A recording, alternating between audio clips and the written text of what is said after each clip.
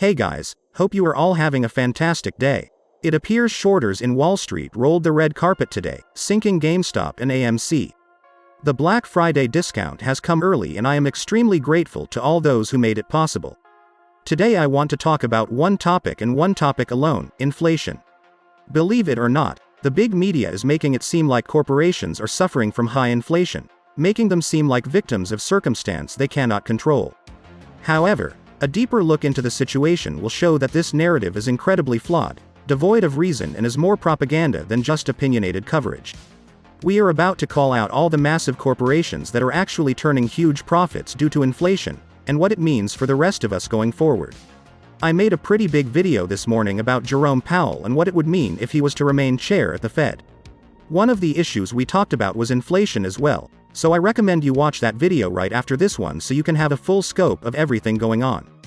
Before we begin, let me quickly state that I am not a financial advisor, and that all content discussed in this channel is simply information gathered that I deem important for people to know, so that they can make informed decisions. All efforts are aimed to better understand the nature of the current market in anticipation of the greatest squeeze in financial history. Let's get started.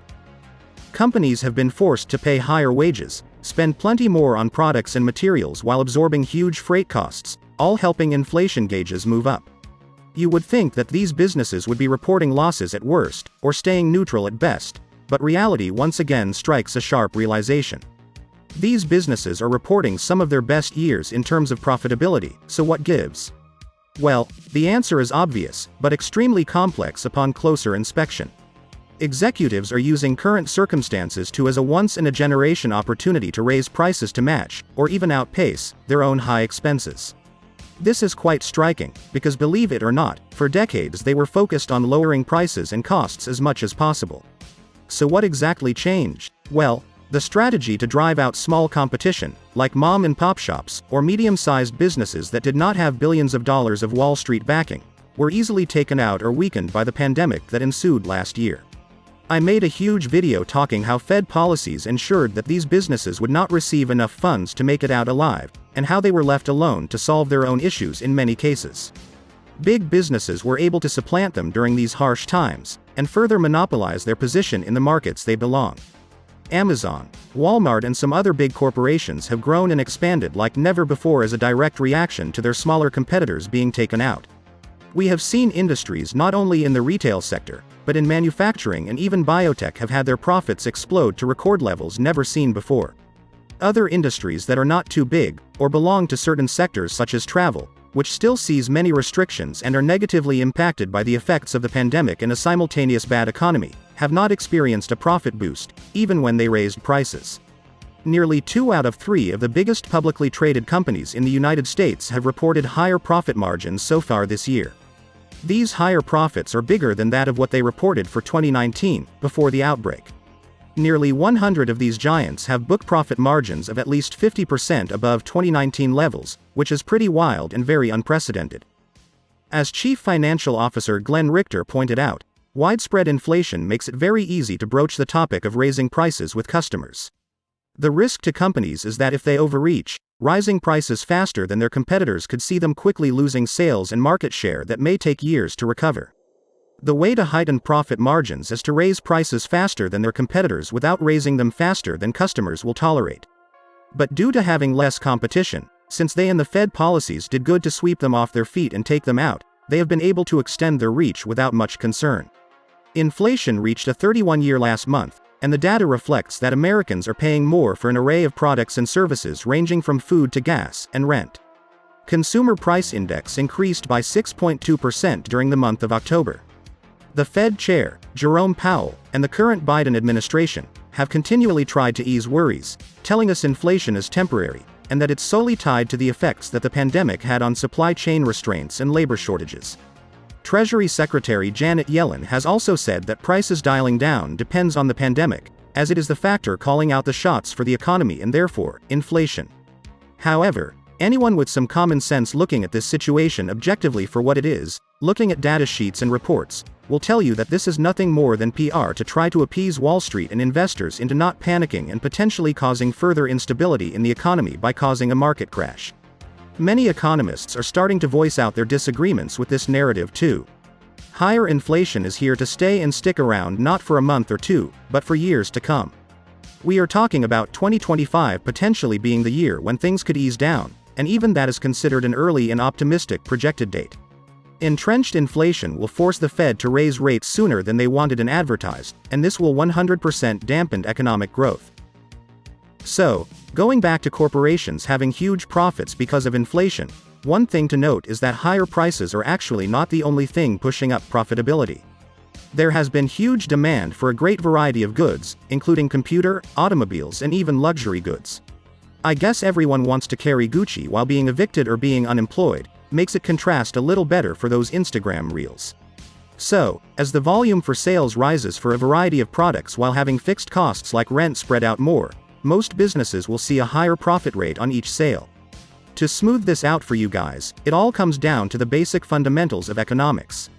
Thanks to higher demand, companies have been enabled to raise prices to exorbitant levels, and are using inflation as a justification for it, but truly, they are just enjoying it as an excuse to nickel and dime customers.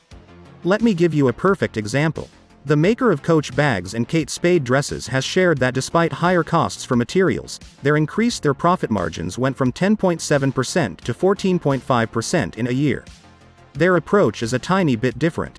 They like to spend money in inventory to ensure enough goods are in stock for the holiday seasons, which also allows them to raise prices even further because they know people will be willing to pay more for the product on this special occasion. The rise in prices for them isn't about inflation, it's about reducing discounting as a whole while excusing it with emphasizing brand value. There are new signs, however, that demand is cooling, and with it, consumers' and businesses' willingness to absorb these ridiculous price hikes. Keep in mind, a lot of this high demand for products also comes because of the psychology of consumers doing shopper therapy during periods of high stress and uncertainty. This is the primordial reason why demand grew all of a sudden. This phenomenon is very short-lived and temporary, however, and companies now have to figure out how to scale back their aggressiveness. Those that don't, like I previously said, will see huge losses that will set them back years and have them lose tons of market share. I hope to have opened some eyes and caused some serious wrinkles to form in those smooth brains of yours. Let me know if this little explanation to inflation helped you guys further understand what is happening. Feedback is crucial. Let's now talk about today. The Fed submitted over $1.571 trillion in reverse repo operations today. Dark pool trades for AMC accounted for 58% of the total volume today, while dark pool trades for GameStop accounted for 46% of the total volume today. AMC had a larger amount of buy orders than its sell orders, with GameStop also having a larger amount of buy orders than sell orders. Now, let's talk about performance. AMC traded bearishly, losing over 5% for the day.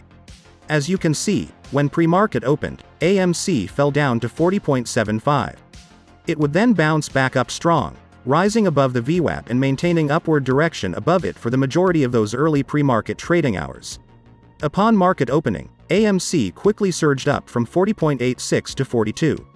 However, AMC would not be allowed to consolidate or trade any higher, as it was suddenly hit with a massive short attack that was so obvious that it honestly had me questioning where the SEC was. AMC would trade downwards for much of the remaining of the day, being dipped to 38.07 before it was allowed to bounce back a bit. The bounce back took AMC almost to 39.50, but shorters took another jab at it and had it close at 39.16, below the VWAP. As for tomorrow, AMC will have support at 39, 38.50 and 37.20. Resistance will be met at 39.50, 40.56 and 41.12. They really weakened this stock today, so to anyone who bought in this dip, great job. GameStop traded bearishly, losing over 13% today. Look at how they massacred my boy. GameStop opened to a very bullish market that took it to 152.20. After this, shorters quickly came into action, taking GME down for pretty much the entire remainder of the day. GameStop closed at 213.90, way below the VWAP. The manipulation in this stock was so obvious, so textbook perfect that, as much as I love to buy at a discount, this had me greatly disturbed. As for tomorrow, GameStop will have support at 212, 203 and 200 if shorters decide to dip it any further. Resistance will be met at 221, 234 and 238. This is why I always say that the best trade days are not the ones where we shoot up 8 or 10%, but the slower ones where we build strong consolidated support walls. Just as easily as we go up, we will come down if not enough consolidation takes place. Regardless, we are still over 200, which is absolutely insane. I bought the dip today as well. And that is all I have for you guys today. I will link this morning's video in the comments below so you can check it out if you missed it. Let me know what you thought of the video down in the comments below as well if you don't mind. Remember to watch the morning video if you missed it. If you want to support this channel, I have a Patreon link in the description as well as some one-time donation links for Cash App and PayPal. Thank you again for being a part of this channel. I will continue striving for better content. Enjoy the rest of your day and to the moon.